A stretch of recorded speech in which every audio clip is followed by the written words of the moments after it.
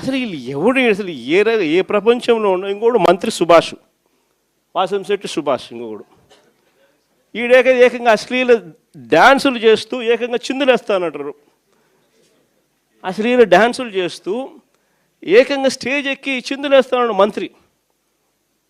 అసలు నాకు ఆశ్చర్యంగా ఉంది. అసలు జంగల్ రాజ్యం అని అంటే ఇంకా వేరే పేరు ఏమైనా ఉంటుందా ఈ ప్రభుత్వంలో జరుగుతూ ఉన్న పనులకు?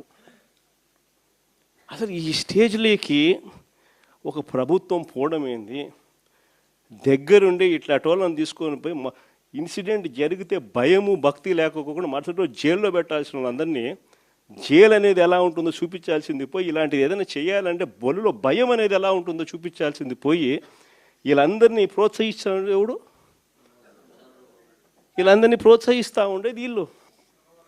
సాక్షాత్తు దగ్గరుండి చంద్రబాబు నాయుడు, ఆయన కొడుకు, ఆయన ప్రభుత్వం.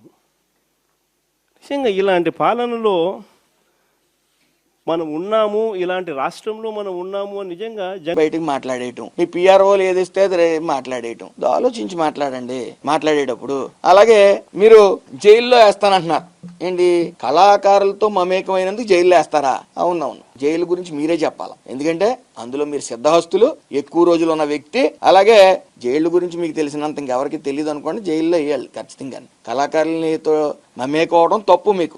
కళాకారులు అంటే మీకు చిన్న చూపు. మనం సంక్రాంతి సంబరాలంటే కూడా ఏంటో తెలియదు మనకు. సంక్రాంతి సంబరాలంటే మన ఇంటి వెనకాలే ఒక సెట్టింగ్ వేయటం, లింగి పంచి కట్టుకోవటం, అధికారంలో ఉన్నప్పుడు అది కూడా ఓ లింగి పంచి కట్టుకోవటం, అది వైరల్ చేయటం, ఆడావిడి చేయటం.